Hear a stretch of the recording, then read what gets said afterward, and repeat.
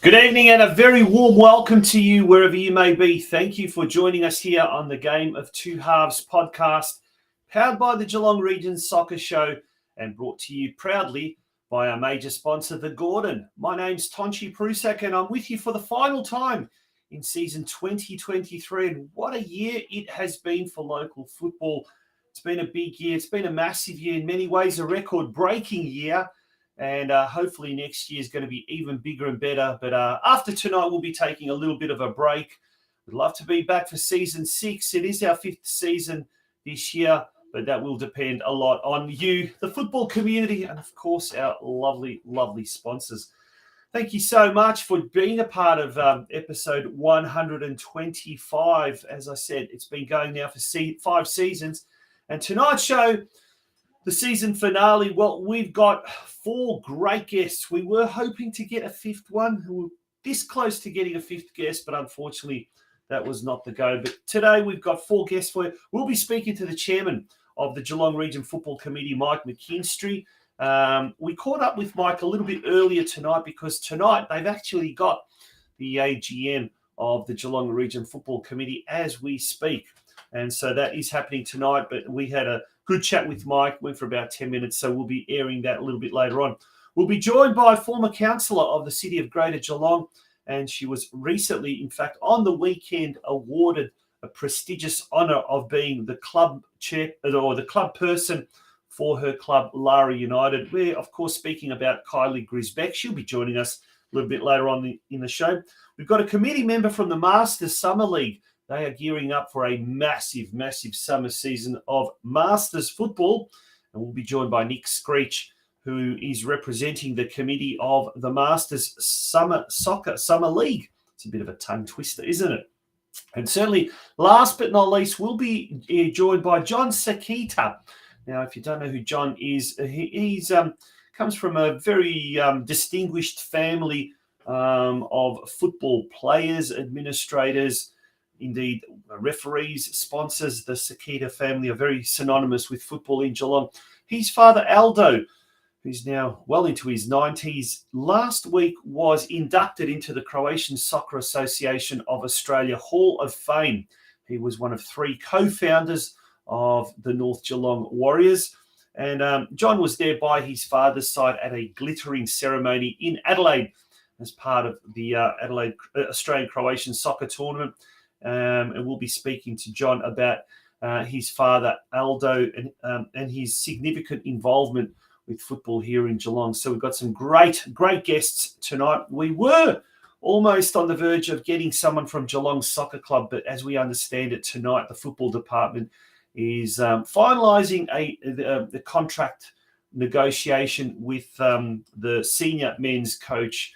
So no doubt that will be revealed in the next 24 to 48 hours. Stay tuned to that. But unfortunately, for the 3rd week running, we've had no one from the Geelong Soccer Club. So a bit disappointing, but obviously that tells you how busy the off-season already is, even for the administrators at the various clubs here in Geelong. Folks, we're going to take a short break. When we return, we will be talking. We will be looking at some of the local news that has been made very, very prominent lately. Some of the big news items that have been going on. There's been a lot happening around the traps, as is always the case, even during the off season. So don't go away, folks. When we return, it's the news desk part of our show. Your future is in your hands. There is a whole world waiting for you, and your choices determine how you will impact it. At the Gordon, we recognise this. That's why we champion hands-on learning. Get your hands dirty. Grab what's in front of you. Learn by doing. Turn your passion, your ideas, and mould them into your creations. You'll be supported the entire way. You'll grow your skills in small classes, guided by teachers who are industry experts. You'll learn in state-of-the-art facilities or out in a real-world workplace setting. Your hands-on experience will increase your understanding and put you ahead of your university peers. You'll graduate work-ready, and you'll graduate sooner, with a huge range of qualifications to choose from and support services to enable your success. Now is the time to continue your learning journey. At the Gordon, your future is in your hands.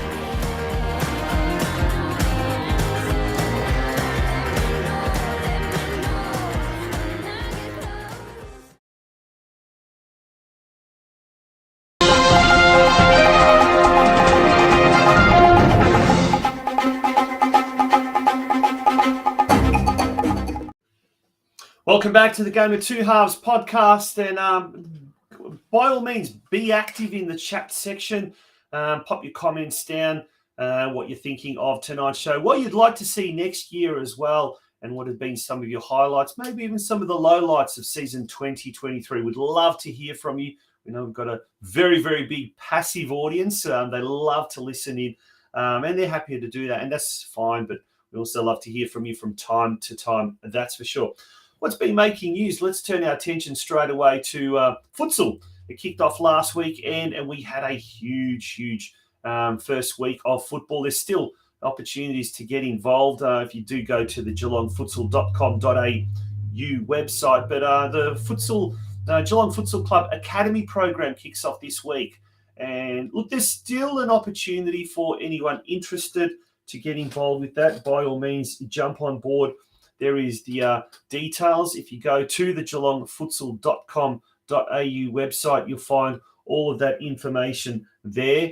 And certainly a lot of interest for futsal at the moment happening in Geelong, which is great to see. Another summer program is Galaxy. Geelong Galaxy United is seeking expressions of interest for a Summer Sevens female comp. It will be held at the Leisure Time Sports Precinct if this does get up and running. It's been it's looking at being played for a 3 to 4 week period over November. There is a senior tournament which is open to players 15 and over. There is also a youth tournament for players under the age of 15. The proposed dates at the moment, Monday evenings throughout November, and the times, as you can see there on the screen, the under 15s would play from 5:30 till 7. The seniors would play from 7 to 8:30. Monday night football at the Leisure Time Sports Precinct, and a pretty reasonable kind of a cost, around about $10 per week per player. Now, if you have any questions regarding the tournament, please call Amy on 0400441891. While we're on the subject of the Galaxy, Geelong Galaxy United, they've got trials starting this week for the under-13s, the under-15s and the under-17s. So on the 9th and the 10th of October, the 12th and the 16th, and the 17th and 19th. So if you are interested in playing NPL football, girls NPL that is, contact Galaxy United. You can contact them via their Facebook page. It would be a great opportunity to get involved if you'd like. Speaking of trials this week, the two Geelong NPL teams or junior NPL teams, they have kick-started, or as we speak, in fact, the trials have kick-started as of tonight for the Geelong Soccer Club. All the information is there on the screen. if you are interested and trialling for Geelong Soccer Club in the Junior Boys NPL program for next season, get in touch with Geelong Soccer Club as quickly as possible. Hopefully you have as more luck than I did trying to get a guest from the Geelong Soccer Club on the show. But yeah, definitely give the folks out at Stead Park a ring as soon as you can.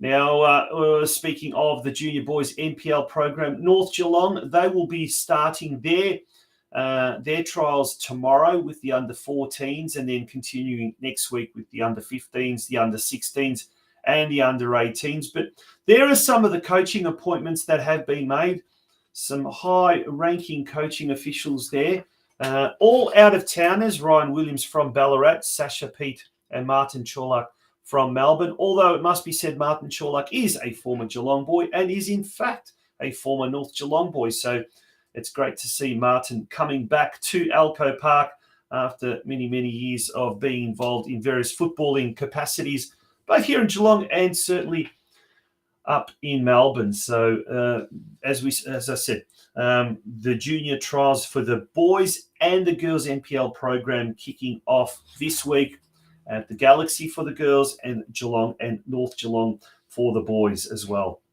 If we're moving along, the Masters Summer League, now we will be speaking to Nick Screech a little bit later on, and he'll tell us all about the Masters League for players over the age of 35.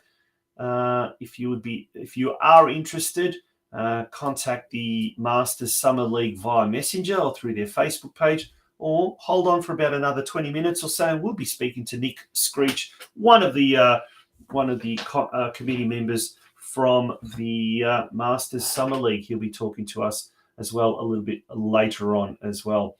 So that would be that's certainly something to look forward to.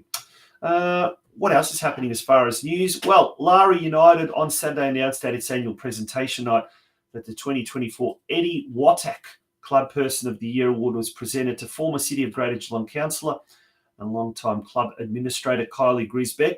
KYLIE will be a guest on tonight's show. We'll be speaking to her, well, very, very shortly, in fact, in about 15 to 20 minutes. Don't go away, folks, because we've got lots of guests, including KYLIE. As I mentioned, Mike McKINSTRY, the chairman of the Geelong Region Football Committee. He'll be up next. We've got Nick Screech, the committee member of the Masters Summer League. And then John SIKETA, the son of his father, ALDO SIKETA, was inducted over the 2 weekends ago into the Croatian Soccer Association of Australia Hall of Fame. That is a very, very significant announcement and recognition of the football that migrants have given both in the Geelong area, but also nationally speaking as well. Folks, we're going to take a very, very short break. When we return, we will be speaking to Mike McKINSTRY, the chairman of the Geelong Region Football Committee. And he's got some interesting things to talk about football for next year as well. So don't go away. We'll be right back. Are you too busy running your own business to worry about your financials? Allow J Hill Books to focus on your books so you can focus on your core business. Based in Lara, Geelong, J Hill Books owner, operator and senior bookkeeper Judy Hill has always worked in finance administration. The world of cloud accounting, however, means that clients can be based anywhere within Australia. Currently, J Hill Books services clients from Lara, Geelong, the Bellarine Peninsula and Melbourne. You won't need to come home from working all day and start on paperwork. You can spend your time in other productive areas such as marketing or quoting, or even better, come home and switch off. You will know how your business is tracking as often as you need, whether that is on a weekly, monthly or quarterly basis. You can be satisfied that you are meeting your legal requirements to your staff and to the ATO. And deadlines will no longer be stressful for you. Let J Hill Books take the stress out of running a small business and allow you to enjoy watching your business go to the next level. For more information, visit our website at www.jhillbooks.com.au, or better yet, call us on 0402 469 243 or email us at info@jhillbooks.com.au. Welcome back to the Game of Two Halves podcast. It is the season finale, And it's time for our very, very first guest of the evening. Earlier today, I caught up with the Geelong Region Football Committee Chairman, Mike McKINSTRY. And it's an absolute pleasure to welcome Mike to the show. Welcome, Mike, to the final episode of the Game of Two Halves podcast. How you been? Yeah, good, Tonshi. Thanks. So great to see you got some sponsorship from the Gordon and everything. So that's fantastic. So, yeah, been good. Yeah, mentioning the Gordon, they've been absolutely fantastic this year, as have all of our sponsors. Indeed, our major sponsor for the first part of the year, Euro Football Star, and obviously the Gordon for the latter part, and all the little sponsors along the way.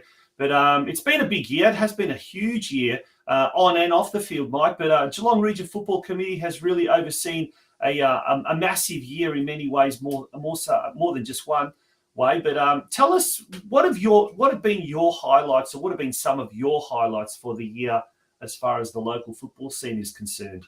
Yeah, I think the main things, Tonshi, and probably all the clubs and the folks that join this call a bit later, hopefully have saw some growth in the game. You know, particularly we went through that difficult period, of course, with COVID.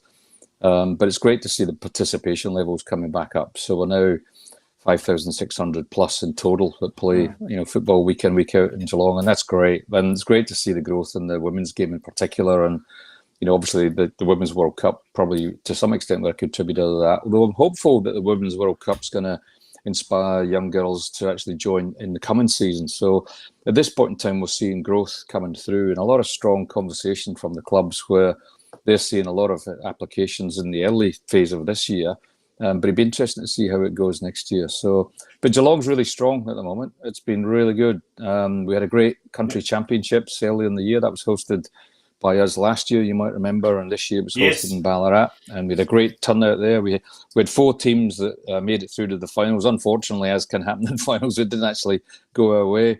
But the participation level was great, and the feedback from all the parents that went along, they really enjoyed that format. And then also we changed the format, for example, in the local leagues at the younger levels. We put in place the hubs that we used to have in place years ago, where it's hosted How over did a that weekend. go? Yeah, no, it went really well. We had to go and we spent a bit of money because we wanted to do it right. So we went and bought some goals that we could store in Storage King in North Geelong. We got a free truck that clubs could use and just drive up to the storage unit there, take the goals, go and set it all up, and made it a lot easier for clubs to do it. And of course, apart from anything else, it created a bit of a vibe in that particular location that was hosting for that weekend. And then the clubs organised between themselves that then the next team comes along, the next club comes along, gets the goals, and it gives them a bit of money as well, because as you know, when you bring all the parents there and all the kids, they all want to have coffees and sandwiches and whatever, and gives the clubs a bit of income that they wouldn't otherwise get if it was just like the usual sort of fixture format. So that's worked really well. So, and we're hoping to look at that. We are going to do that again this coming season, and it'll get even better. So, but yeah, it's been a really good season. Really good. Yeah, and let's talk about those hubs. So it's the under 7s and the under 9s. Is that right? Just those two age groups? Yeah. Because I know in years gone by, they used to have the under 11s as part of it, and it was just getting too big, way too big, that they actually had to split it up. But it's great to see that the numbers are really, really increasing across the board. The juniors as well, it seemed both in the girls and the boys section, there was a lot more teams playing, and hence a lot more players playing as well. But also the senior comp, we saw the women's comp this year go to 15 teams, if I'm not mistaken, and split at the halfway mark. And during our recent grand final special, both the grand finalists said how good it was to have that competition split up at the halfway mark in the women's comp. But we've also seen the men's comp just sort of stabilise. Is that the name of the game for next year as far as the local leagues are concerned, just to stabilise the competitions, or is there talk of competition structures changing? No, there is talk of comps structures changing, and it's based on feedback that we've had, though, even though it was successful this year. We often, as you would know from your experience in the past, and maybe others on the call, depending on the number of teams we've got, trying to get it right such that you've got a competitive league. You don't want to have that situation where you split the comp and then some of the kids, particularly younger kids, are going out and getting thrashed. It never motivates them, and particularly also in the women's game, you don't want to get to a situation where some of the mums that they've not had a chance to, they're not necessarily honed their skills yet, so they've come back into the game, or they want to just play socially. But equally, what they don't want to do is get thumped, 15-0. So we're looking at the structure. We've actually got a couple of workshops coming up. We've already had one session with all the clubs, and we've got some ideas on how we might change the structure of the leagues that we're still working on. But it's more about trying to grade the clubs into, the leagues rather, so that we don't have the disparity between the top and the bottom in the way that we maybe have had. And you're always going to have a situation whereby you're going to have strong clubs, and hey, that's great. You can't have some clubs shying away, saying, well, I don't want to play them because they're good. Well, shit, that's part of the game, and it equally brings on their skills, for those that haven't at that top level yet. You've got to play, this, and the audience know this. You've got to play good clubs to actually get better yourselves as a club. So we're the good news is that what we're doing is we're listening to the clubs this year, and we're going to get them, not that we didn't last year, but we're going to have a couple of workshops, and we've had a really successful start. We've got 2 more coming up, and we're going to go back to FV and say, look, here's our proposal as the GRFC on how we want to structure the leagues going forward for the coming season. And FV are actually open to that, which hasn't always been that way. It's been a little bit more black and white, saying here's the way that we do it, here's the competition rules.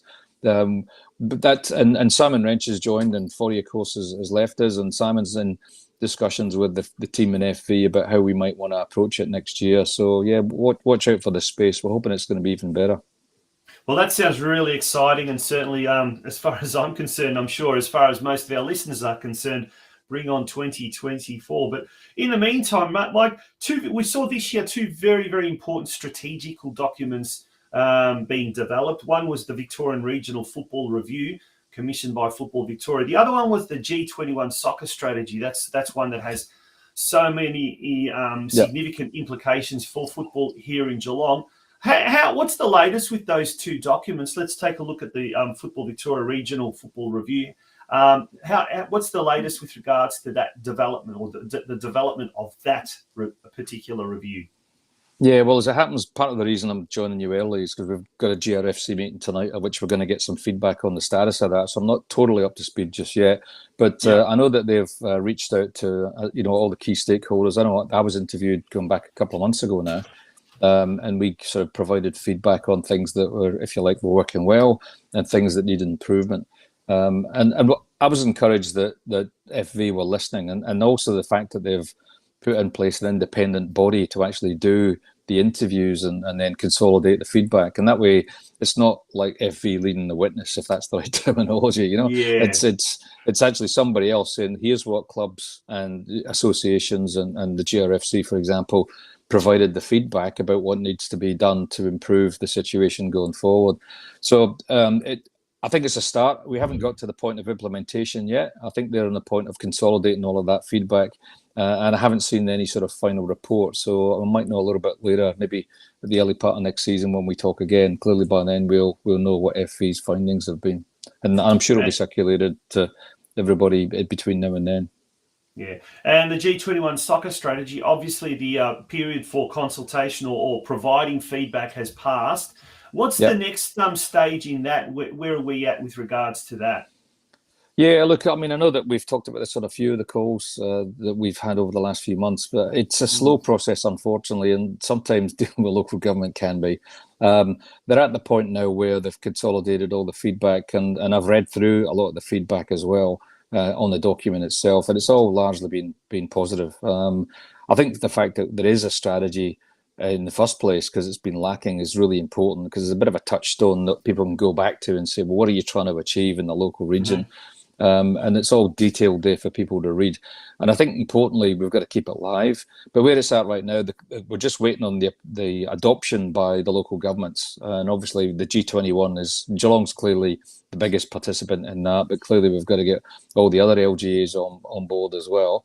And they've also done their own sort of reach out and have your say kind of thing.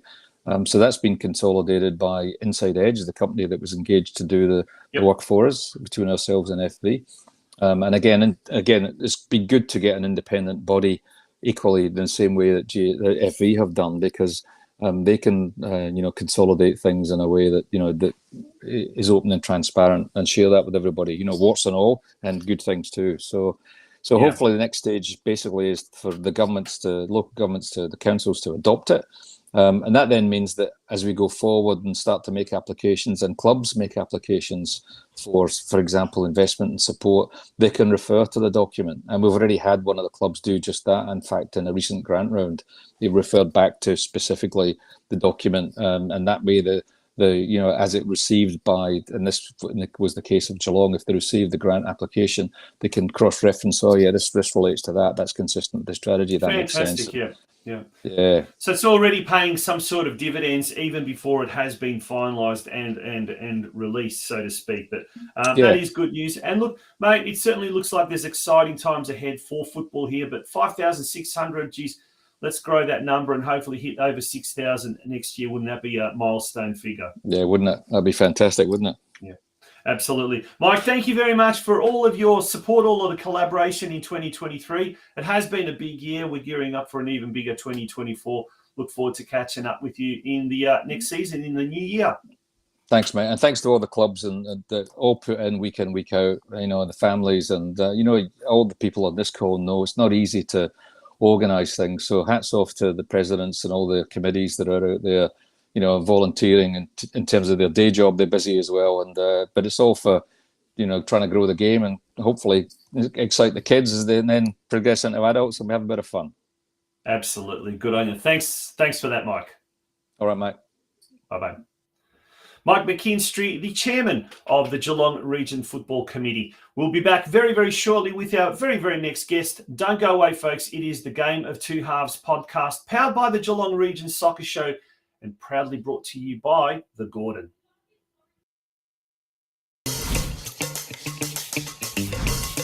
Hi, I'm Joe GRZYBEK. And I'm Helena Fantella.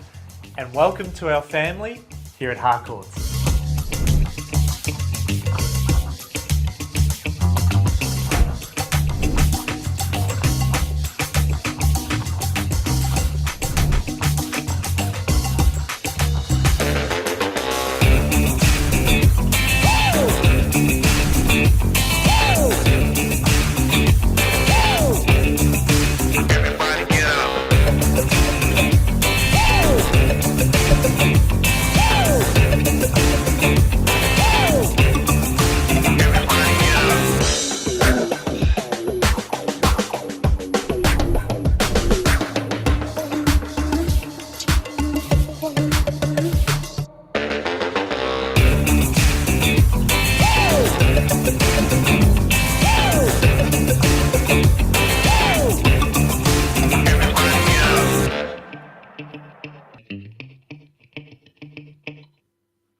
Welcome back to the Game of Two Halves podcast, and that was Mike McKINSTRY, the chairman of the Geelong Region Football Committee. It was a pre-recorded interview. As Mike mentioned in the interview earlier tonight, they had the GRFC AGM. Our next guest, it's time for our next guest, and our next guest is someone very well known to Geelong football circles.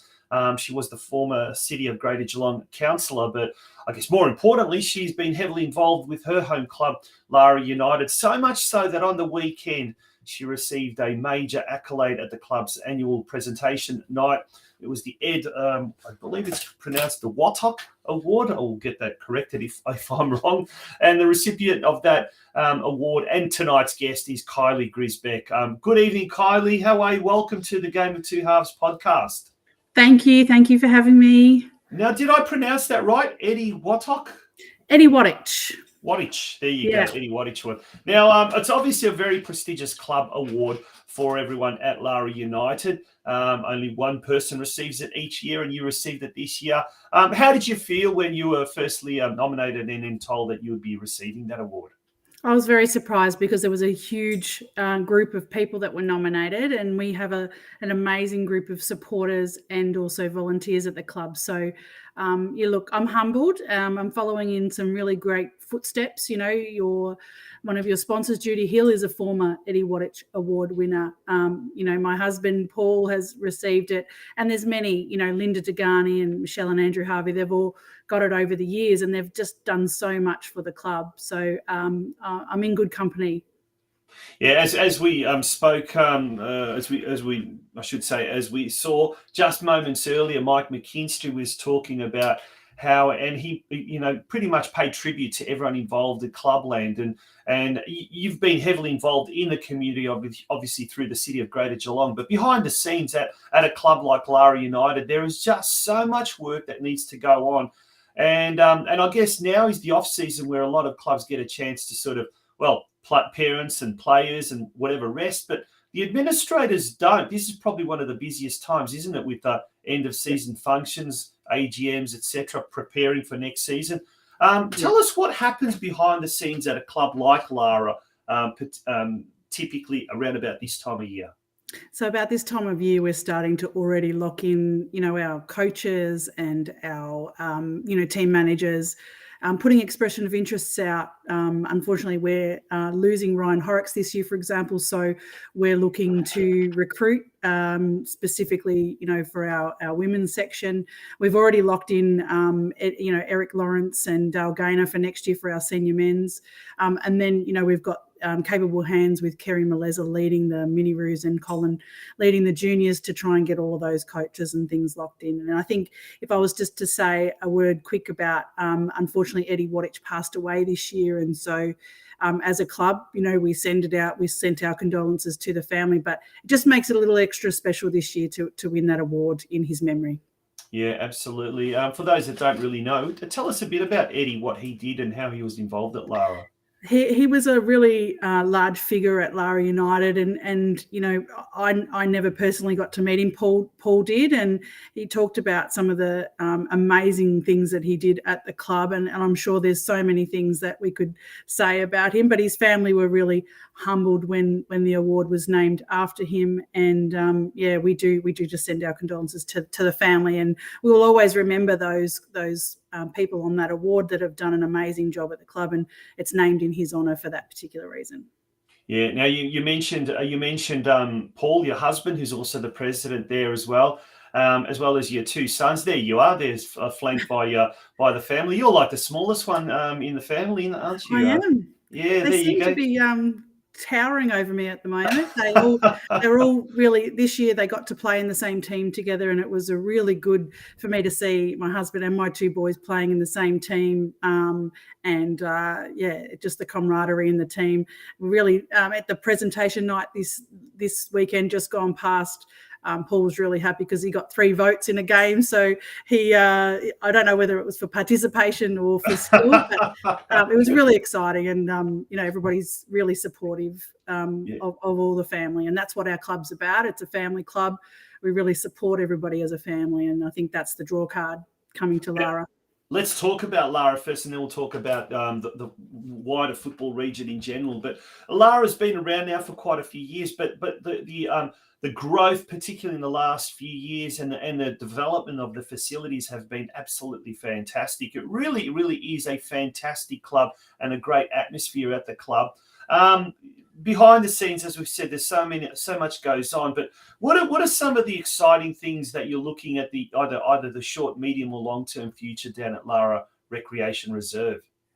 I think we've been really lucky over the last sort of 10 to 15 years of actually securing a venue. There's been a lot of hard work for previous committees and previous people to be able to get us, the first stage of our building, then the second stage and the light. So I think from an infrastructure perspective, we've had, our local Bendigo Bank, our community bank in Lara has supported us a lot, and a lot of great sponsors. Our major sponsor is Bisnella Developments. They've been amazing as our major sponsor to allow us then to get the dugouts, the new dugouts, the seating, the fencing and those kinds of things. And now we feel like a real club. We feel like we've got a fence and proper dugouts. That makes it really exciting. I think for the next year, it's now around growing.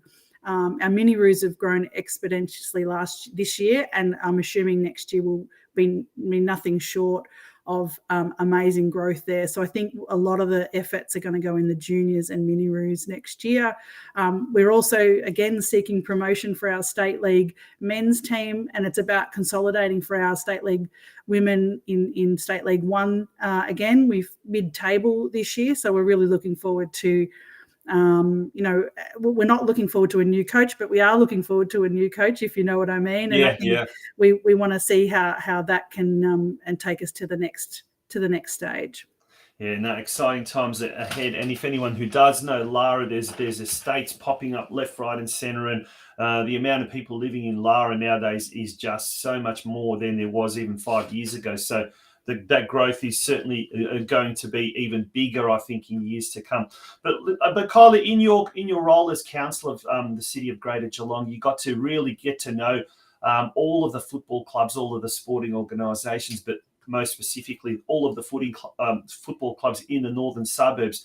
And this year was a really big year as far as football was concerned. What were some of the highlights for you personally in your time, both as councillor but also involved with Lara United?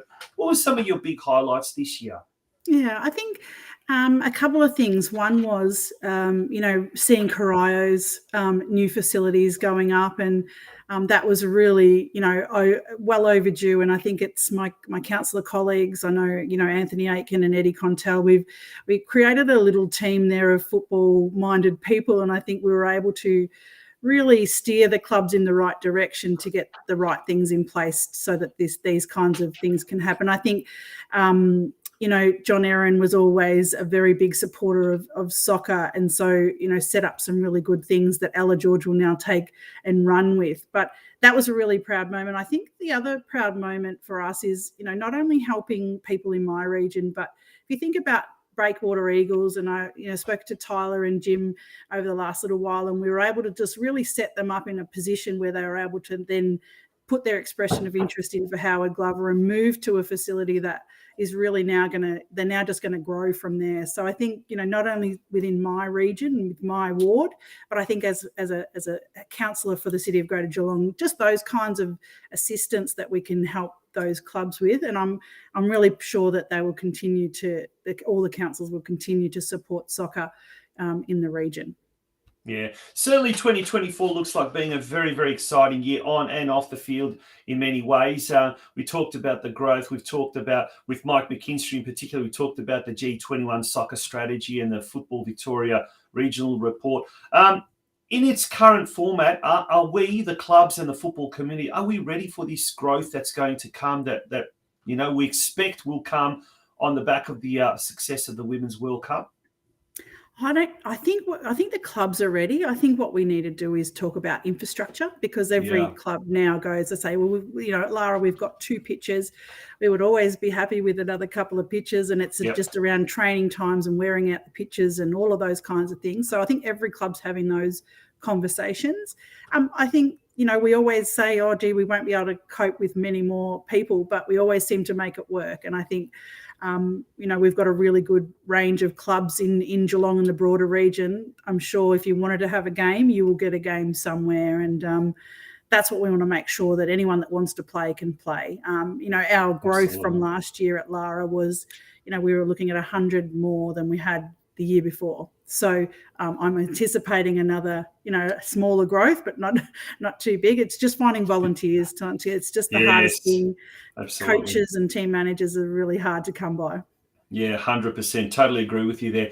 KYLIE, enjoy the off-season. As you mentioned early in the chat, there's not really much of an off-season for the administrators, but nonetheless, as you can probably take the foot off the pedal somewhat over the coming months, and then it's all systems go for 2024. But congratulations once again on the award, and thank you for all your collaboration and all your support over the last few years as well.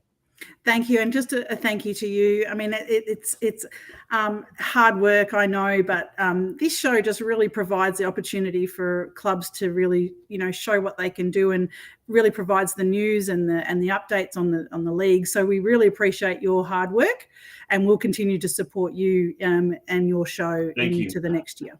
That's great to hear. Thank you, KYLIE. Very much appreciated. Thank you. KYLIE GRZYBEK, always a welcome guest on the Game of Two Halves podcast. And no doubt, folks, next year we probably may, just a little bit of a sneaky thing, we may revert back to the Geelong Region Soccer Show name as well. Nonetheless, in the meantime, stay tuned for the second half of tonight's season finale. After this short break, we'll be speaking with Nick SCREECH. He's a committee member from the Masters Summer League, and they're gearing up for a scorching summer of soccer this in the next few months, and we'll find out all about that on the other side of the break. Folks, don't go away. Our name is derived from the Greek prefix macro, large. From the day we were born, this has been a promise for the future. We have grown through dedication, sweat, self-denial, faithful to our mission of being on the side of those who put themselves on the line. Through our name, we celebrate the greatness of those who believe there are no obstacles higher than their dreams. The courage to get back up after falling.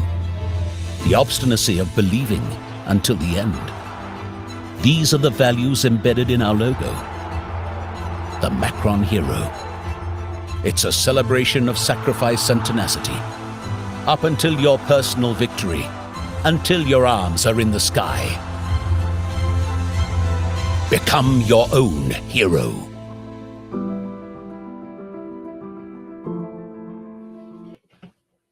Welcome back to the Game of Two Halves podcast.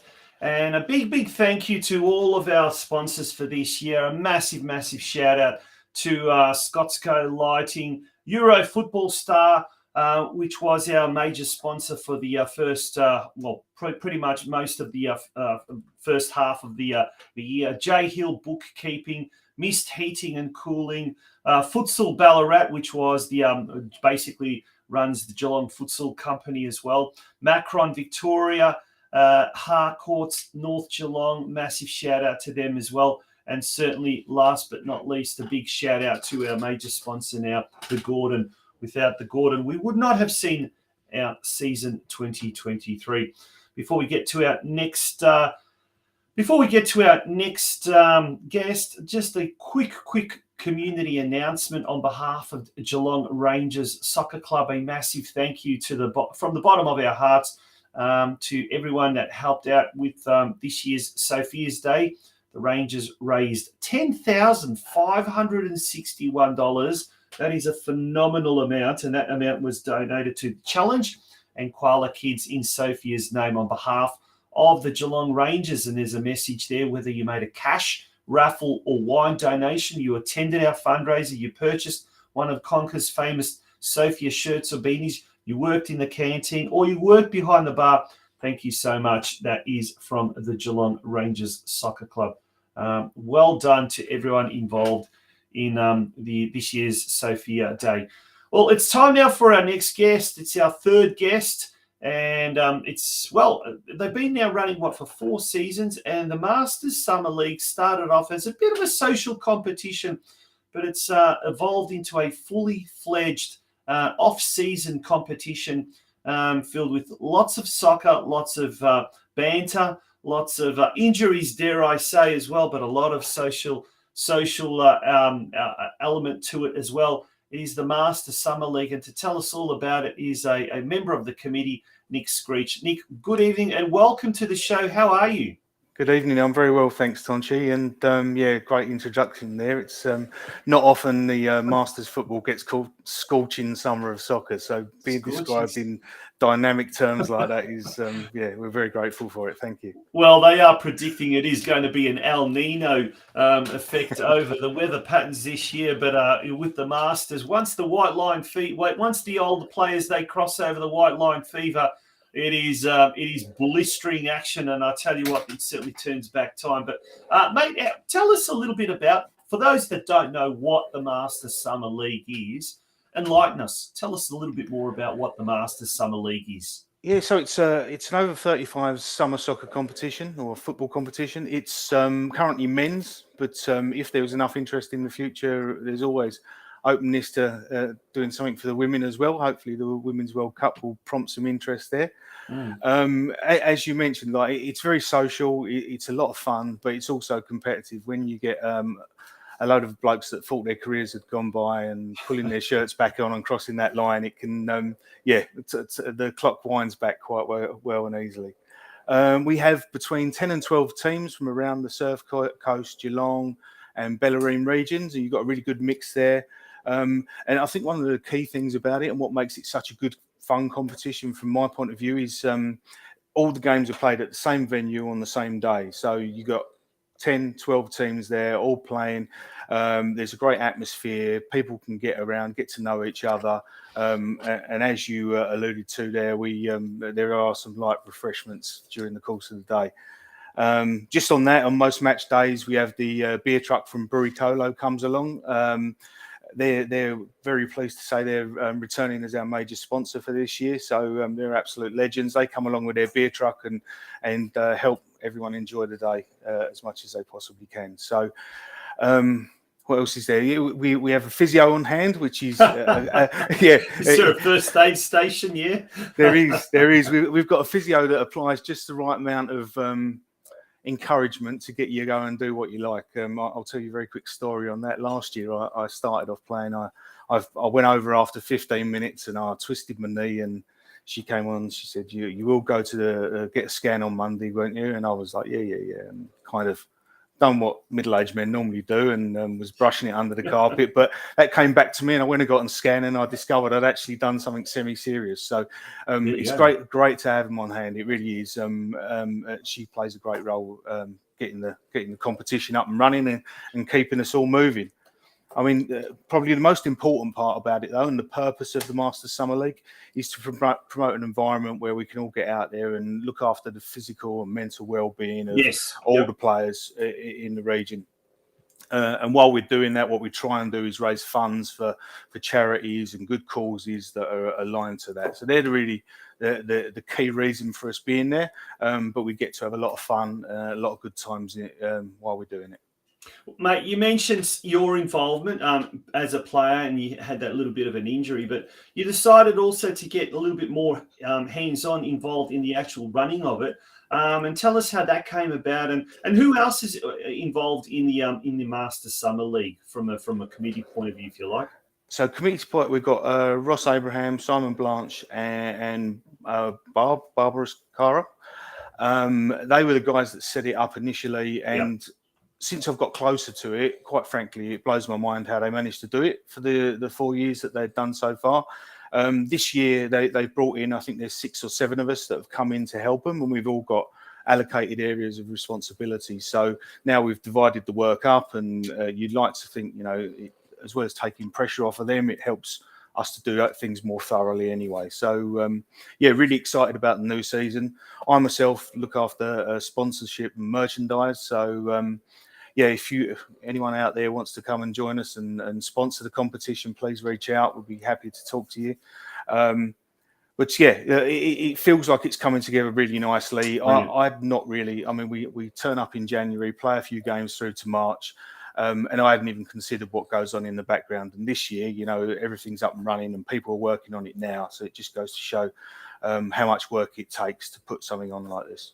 Yeah, no, that's absolutely fantastic. Now, we'll put the slide up there, the expressions of interest. Now, obviously, most of the teams, most of the clubs, I guess, have already locked their spot in and they've shown that interest. But individuals, if individuals wanted to come on and they're a little bit shy, or they're really not part of a team, but they'd like to play, is it possible for individuals to come, and are they allocated to a team, and how can they get in touch with you guys? Absolutely is. Anyone wants to speak to us about anything, Facebook page is really good. We're all hooked up to the messenger, so just drop us a line with if you want to play, if you're interested in sponsoring, whatever, and someone will pick it up and get in touch.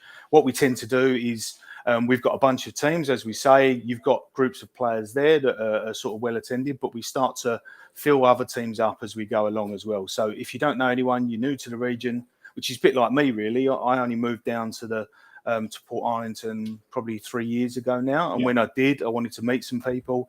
I got in touch with Drysdale, and then they put me through to this competition. So it's a really good way. If you don't know anyone, you want to dust off your boots or start playing for the first time, we take all sorts. It's really like that's probably the best thing about it is the atmosphere. It's very inclusive. Everyone can get involved and have a great time. So please reach out. Well, we've got someone. I think this might be a bit of a prank. I think Adam Screech, same surname, saying, "Where do I sign up?" Is that a brother? Is it, or is it? That's my brother. It's he's popped in when he's been passing through a couple of times, and he's very keen on the beer truck. He likes that part There of it you mostly. go. Well, I guess if you want to play, there's certainly there's a scope there. There's an opportunity, and if you want to just partake in the I guess the sideline activities, that does include the Brewery Colo famous beer truck, or just I don't know, just hanging it on your brother or whoever else that you know that might be playing. There's something for everyone. When is it going to kick off, and when's the season expected to sort of when is the season expected to start? So it starts on January the 6th. So it's the first week after the sort of New Year holiday. And it's usually every Saturday. And as I say, all the matches are in the same place on the same day at the same venue. In previous years, we've had Drysdale, Surf Coast, and Barwon have been in Grovedale, have been sort of big supporters of it. But yeah, there's been some other venues that have really been helpful as well. Now, I've had the pleasure of calling many games and commentating over the last few years. This year in particular, I called a lot of NPL Victoria games. But one of my highlights on the local scene commentating was with commentating down a Shell Road Reserve with none other than Barbaros, John Cara. There we go. You were our guest commentator a few years ago. Mate, I remember it very fondly, and I think there was a game that involved, I'm not mistaken, Drysdale or Geelong Rangers and possibly Surfside. But it was lovely to just see blokes having a really good go, and it was a beautiful day. It was absolutely fantastic, a real festive feel about the whole place, and certainly something to look forward to in the new year. And it comes at a perfect time just to brush away those, get rid of those Christmas, New Year festivity kilos. It's sort of coming into the winter season, but as it sort of promotes, and as you said, it not only promotes physical health but mental health as well. So it's something for everyone, and it's fantastic to see. So I'm just looking at some of the comments there we got coming through. Goodness me. Yeah, I tell you what. On that note, Nick, thank you so much for joining us on the season finale of the Game of Two Halves podcast. We look forward to in the new year finding out all about the it's season 5, isn't it, or season 6? It is season 5. So and when you get to our age, half decades count, and they're really important. So yeah. Well, I look forward to we look forward to in the new year certainly covering the latter parts of the season 5 of the Masters Summer League. But in the meantime, folks, anyone interested in getting involved in any way, as Nick said, either as sponsors or as players, or just coming along as spectators and supporting the great work that the boys do, just get in touch with the Masters Summer League, and you can do so via their Facebook page. So, Nick, thank you once again for joining us on the show. Thanks for having me. Cheers. Good on you. See you. There is a whole world waiting for you, and your choices determine how you will impact it. At the Gordon, we recognise this. That's why we champion hands-on learning. Get your hands dirty and learn by doing in state-of-the-art facilities, guided by teachers who are industry experts. You'll graduate work ready, and you'll graduate sooner. Now is the time to continue your learning journey. At the Gordon, your future is in your hands. Welcome back to the Game of Two Halves podcast. We're nearing the very end of tonight's show. It's been a big blockbuster show, and thank you to every one of you for staying right to the very end. And we're going to turn back a little bit of time now with our next guest. It's a very famous family, the SIKETA family. They've been involved in the sport locally in so many ways. And if you look at the extended family and what some of the other members of the SIKETA dynasty have done for football in Geelong, particularly for football in the northern suburbs, it really is a very distinguished footballing family. But one of the pioneers of football here in Geelong, and one of the co-founders of what is today the biggest club in the region, the North Geelong Warriors Football Club, was a man called ALDO SIKETA. Last weekend in Adelaide at the Gala Ball of the Australian Croatian Soccer Tournament, he was recognised and inducted into the Croatian Soccer Association of Australia Hall of Fame. To tell us all about it is his son, John SIKETA. John, welcome to the Game of Two Halves podcast. It's an absolute pleasure to have you on the show. Good evening, Tonchy. How are you? I'm well, mate, and a lot of the clubs do know you personally from the wonderful work you've done with the Bendigo Bank, particularly in the northern suburbs. But mate, on 2 weekends ago, a rather significant occurrence happened in Adelaide when your father, ALDO SIKETA, was inducted into the Croatian Soccer Association of Australia Hall of Fame. Mate, it must have been a huge honour for the SIKETA family, and especially for your dad. I have to say, at the age of turning 94 in a couple of weeks, he did say that when he passes, that it really made him feel very special. And I must say a big thank you to Tom Trupkovic and the North Geelong committee for the support and the submission being put in. It was a very big honour to Dad and the family. Yeah, there's on the screen we can actually see some of the an excerpt from Tom's speech that was held.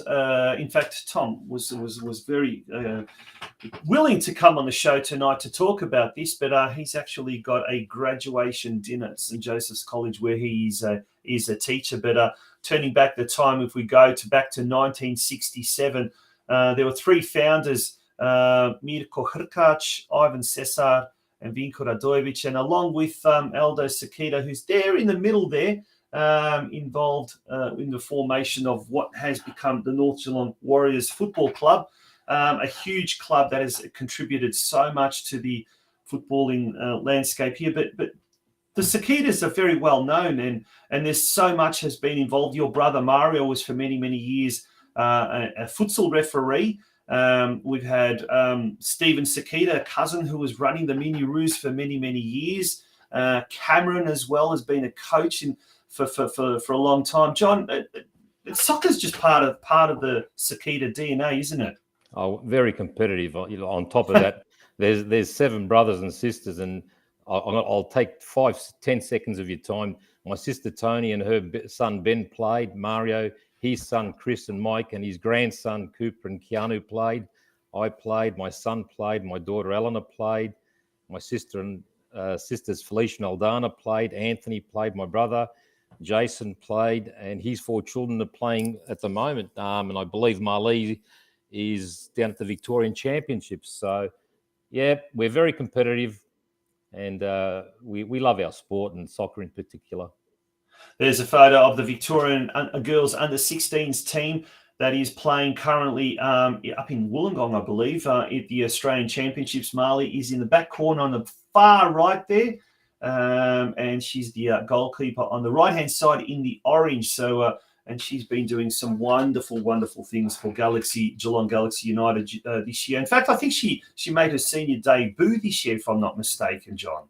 Yeah, I think she takes after her father. He wasn't a bad keeper, so no, he wasn't. Jason, she's taken after him, I think. But getting back to the patriarch of the family, Aldo, how's he doing these days? How's he doing with health? I mean, 94 years, that's incredible. Oh, look, he's doing very well mentally and physically. I suppose one of the hardest things, you mentioned the names, Hrkac, Cesar, Radojevic.